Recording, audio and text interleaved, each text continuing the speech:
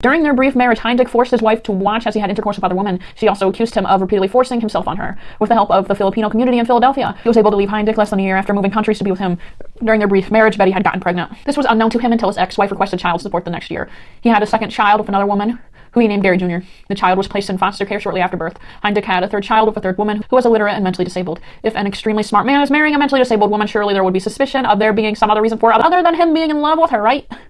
The third child was also immediately placed in foster care. Shortly after her birth, Heinrich was arrested for kidnapping and forcing himself onto his second wife's sister. Her sister was also mentally disabled and lived in a group home. In 1978, at 34, Heinrich checked out his wife's disabled sister for the day from her group home. He imprisoned her in a locked storage room in his basement. Gosh, what a weirdo this dude is. Gosh, more than a weirdo, honestly, he's depraved. When she was found and returned to the hospital, tests revealed that Heinrich forced himself on her, giving her gonorrhea. Heinrich was arrested, charged, and convicted of kidnapping and forcing himself onto her. The original conviction was overturned on appeal. He spent 3 years of his incarceration in mental institutions before being released under supervision 5 years later. His wife did not leave him until 8 years after he had committed the crime. He was then arrested for another crime, forcing himself onto his wife.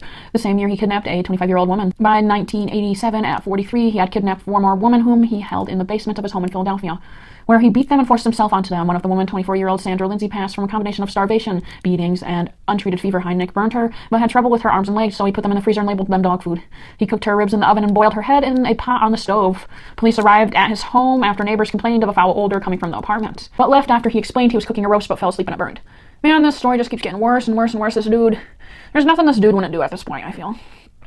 Several sources claim that he ground up his victim's flesh, mixed it with dog food, and fed it to his other victims. His attorney argued that after examining the Cuisinart and other kitchen tools, they found no evidence of this, claiming he made it up to support the insanity defense. That the cannibalism rumor was started by Heinrich himself, and that there was no evidence that anyone ate human. I will not go into any details of what he did to the women when they were alive, as it is completely unnecessary. Deborah Dudley, 23, was electrocuted. Heinrich disposed of her in Pine Barrens, New Jersey. In 1987, Heinrich kidnapped Jacqueline Askins, she the youngest of the 6 victims, only 18 at the time. On May 5th, 2018, a special report aired titled Gary Heinrich's House of Horrors 30 Years Later, featuring an interview in which Askins said Heinrich wrapped duct tape around his victims' mouths, stabbing them in the ears with a screwdriver. On March 23rd, 1987, Heinrich and one of his victims, Josephine Rivera, kidnapped 24-year-old Agnes Adams. The next day, Josephine convinced Heinrich to let her go temporarily so she could visit her family. He took her to the gas station and said he would wait for her there. She walked to her boyfriend's house. She initially wanted to confront Heinrich, but then decided to call the police. Responding officers noticed chafing from chains on her legs and went to the gas station to arrest Heinrich. His alleged best friend, Cyril Brown, was also arrested. He was released on $50,000 bail and an agreement to testify against Heinrich. Brown testified in part that he witnessed Lindsay's passing in the basement,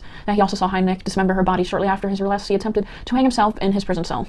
In court, he claimed that the women were already in the house when he moved in. His attorney tried to make it seem as he was insane, though this was rejected. The fact that he successfully raised $500,000 through his church showed that he was a smart investor and therefore not crazy.